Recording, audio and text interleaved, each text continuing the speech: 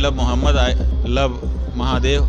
बताइए, महादेव पूजा का विषय है कि लव का विषय है? ये महादेव की अवमानना है, मोहम्मद की हमको नहीं पता है, मोहम्मद वाले जाने। ये महादेव का असम्मान है, महादेव का अपमान है। महादेव के साथ ऐसी भाषा का प्रयोग हम लोग नहीं करते हैं। हम आ भी कर लेते हैं तो हो जाते हैं बदनाम, वो कत्ल भी करते हैं तो चर्चा नहीं होता। नमस्कार, द क्रेडिबल न्यूज में आपका स्वागत है। मैं हूं शालिनी। आई लव मोहम्मद पर कानपुर से शुरू हुआ विवाद अब तक थमने का नाम नहीं ले रहा। पिछले दिनों बरेली में भी इसे लेकर काफी ज्यादा विवाद देखने को मिला था। और वहीं मैं आपको बता दूं कि अब जिस तरीके से आई लव मोहम्मद वाला विवाद बहुत ज्यादा बढ़ता जा रहा है, इस पर स्वामी अविमुक्तेश्वरानंद वो भी सामने आ गए हैं। उन्होंने इस पर क्या कुछ कहा, जरा सुनिए। हाँ, हिंदू राष्ट्र का दावा करती है, लेकिन हिंदुओं के लिए जो जरूरी है हिंदू गुण, वो उसमें दिखाई नहीं देता है। आप समझिए कि कोई भी हिंदू होगा, अगर वो शक्ति संपन्न हो जाए तो क्या वो अपनी माँ को काट काट के बेचेगा? ऐसा तो नहीं हो सकता। लेकिन इस सरकार ने ये दुर्लभ उदाहरण पूरे विश्व के सामने रख दिया है कि हमारे पास ताकत भी है और अपने आप को हम हिंदू भी कह रहे हैं, फिर भी गौ हत्या करके गौ मांस का निर्यात कर रहे हैं। तो ये जो कार्य है, इससे पता चलता है कि ये सरकार कहती कुछ है और करती कुछ है। चुनावी साल है, बात विवाद का दौर है। इस बीच उत्तर प्रदेश में जो I love Mohammad, I love Mahakal का भी विवाद शुरू हुआ, हिंसा हुई। क्या लगता है, चुनाव को लेकर हो रहा है या फिर साजिश? ये असली मुद्दों से जनता का ध्यान भटकाने के लिए। I love Mohammad, I love Mahadev. बताइए, महादेव पूजा का विषय है कि लव का विषय है? ये महादेव की अवमानना है, मोहम्मद की हमको नहीं पता है, मोहम्मद वाले जाने। लेकिन महादेव, आई लव महादेव कहना क्या महादेव का सम्मान है कि अपमान है? ये महादेव का असम्मान है, महादेव का अपमान है। महादेव के साथ ऐसी भाषा का प्रयोग हम लोग नहीं करते हैं। अब जिस तरीके से असदुद्दीन ओवैसी ने अभी हाल फिलहाल में एक बयान दिया था, जिसमें उन्होंने कहा कि आई लव मोदी कहने से दिक्कत नहीं है, तो आई लव मोहम्मद कहने से क्यों आखिर में दिक्कत हो रही है? ये तमाम चीजें अभी हमने हाल फिलहाल में देखी थी। ऐसे में इमरान मसूद, उन्होंने क्या कुछ कहा है इस आई लव मोहम्मद वाले विवाद पर, सर सुनिए। देखिए, मैं सब लोगों से एक ही गुजारिश करूंगा कि माहौल और हालात को देखने का काम करें। आप सल्लल्लाहु अलैहि वसल्लम से मोहब्बत मुसलमान होने की गारंटी है। उसको मुसलमान को बताने की और दिखाने की जरूरत ही नहीं है। सबसे पहली बात ये, हमारे ऊपर जुल्म हो रहा है। मैं मुसलमान की बात कर रहा हूं, जुल्म हो रहा है। हमारी इबादत गाहों को निशाना बनाया जा रहा है, उनको लगातार तोड़ने की वो हो रही है। कोई कुछ भी कहे, उस पर एक्शन नहीं होता, लेकिन हमारे प्यार करने पर भी एक्शन हो जाता है। हम आ भी लेते हैं, हम आ भी कर लेते हैं तो हो जाते हैं बदनाम, वो कत्ल भी करते हैं तो चर्चा नहीं होता। फतेहपुर में मस्जिद में, उसमें दरगाह में घुस करके तोड़फोड़ की जाती है और भाजपा के जिलाध्यक्ष सीधे सीधे कब्रों पर चढ़ा हुआ दिखाई देता है, लेकिन कोई एक्शन नहीं होता। पुलिस के साथ हाथापाई कर करके बैरिकेडिंग तोड़ करके जाते हैं, कोई एक्शन नहीं होता। लेकिन बरेली में ऐसा खड़ा कर दिया जैसे पता नहीं बरेली में क्या है। एक पोस्टर लेने पर इतना विवाद खड़ा कर दिया। और सबसे बड़ी बदकिस्मती यह है कि हम दोनों तरफ से पिस रहे हैं।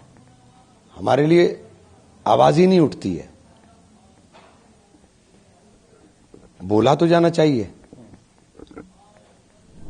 वहीं अब इस पूरे मुद्दे पर बीजेपी पार्टी के अपने ही नेता पार्टी छोड़ने की धमकी दे रहे हैं। दरअसल मैं आपको बता दूं कि जम्मू कश्मीर के बीजेपी नेता जहांजैब सिरवाल, उन्होंने यूपी के मुख्यमंत्री योगी आदित्यनाथ की डेंटिंग पेंटिंग वाली टिप्पणी को लेकर कहा है कि या तो योगी आदित्यनाथ अपनी कही गई बात को वापस ले लें, अन्यथा वो पार्टी को छोड़ देंगे, पार्टी से इस्तीफा दे देंगे। और साथ ही साथ में उन्होंने कहा कि पार्टी को अल्पसंख्यक लोगों की बातों को सुनना चाहिए, उनके हितों को भी ध्यान रखना चाहिए और उनके साथ जो कुछ गलत हो रहा है उस पर भी पार्टी को खुलकर बोलना चाहिए। दरअसल जहांजैब सरवाल, उनका कहना है कि यूपी के मुख्यमंत्री योगी आदित्यनाथ की टिप्पणियां अस्वीकार्य हैं और यूपी पुलिस मुसलमानों के खिलाफ बदले की भावना से काम कर रही है। उन्होंने कहा कि यूपी की स्थिति प्रधानमंत्री मोदी के सबका साथ, सबका विकास, सबका विश्वास सिद्धांत के बिल्कुल खिलाफ है।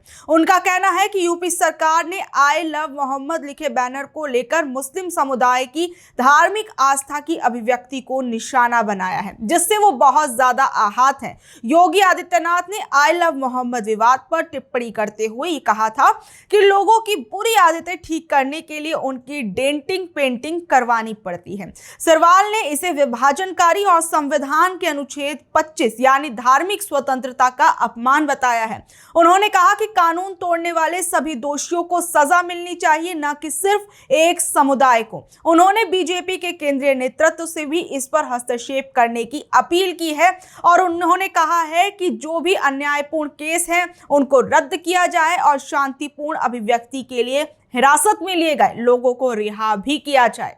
वहीं दूसरी ओर इस पूरे मामले को लेकर पंजाब के अंदर भी काफी ज्यादा विवाद देखने को मिला। दरअसल मैं आपको बता दूं कि पंजाब के जालंधर में भी आई लव मोहम्मद को लेकर काफी ज्यादा विवाद देखने को मिला, जिसके चलते हिंदू संगठनों ने श्री राम चौक पर अनिश्चितकालीन धरना शुरू कर दिया।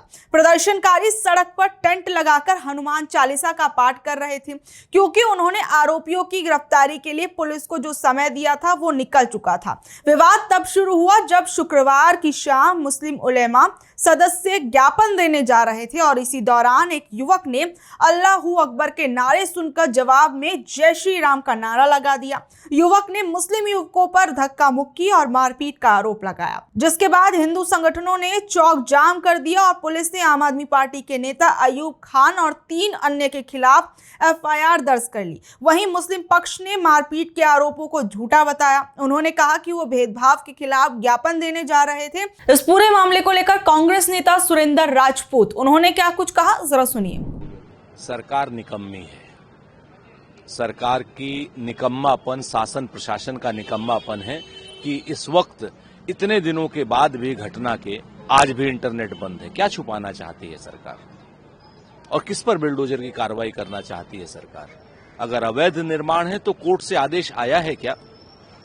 जिस तरीके से सरकार लगातार चीजों को तनावग्रस्त रख करके हिंदू मुसलमान कराने की कोशिश कर रही है, लेकिन ये तो भला हो हम दोनों कम्युनिटी का साधुवाद देते हैं कि हिंदू मुसलमान नहीं हो रहा है सरकार के कहने से भी। आप जितना भी जुल्म कर लीजिए भारतीय जनता पार्टी वालों, ये देश, ये समाज, ये लोग और बरेली के लोग आपको करारा जवाब देंगे। जिस तरीके से भी आप अवैधानिक कार्रवाई कर रहे हैं, जिस तरीके से भी आप हिंदू मुसलमान करने की कोशिश कर रहे हैं, ये सब चीजें इतिहास में दर्ज किया जाएगी और कहीं ना कहीं और कभी ना कभी कानून इसका संज्ञान जरूर लेगा और दोषियों के खिलाफ कठोर कार्रवाई करेगा। तो बहरहाल ये थी आज की खबर। आप लोगों को इस बारे में क्या कुछ कहना है नीचे दिए कमेंट बॉक्स में जरूर बताइएगा और ऐसी अपडेट से जुड़े रहने के लिए देखते रहिए द क्रेडिबल न्यूज। मैं हूं शालिनी, धन्यवाद।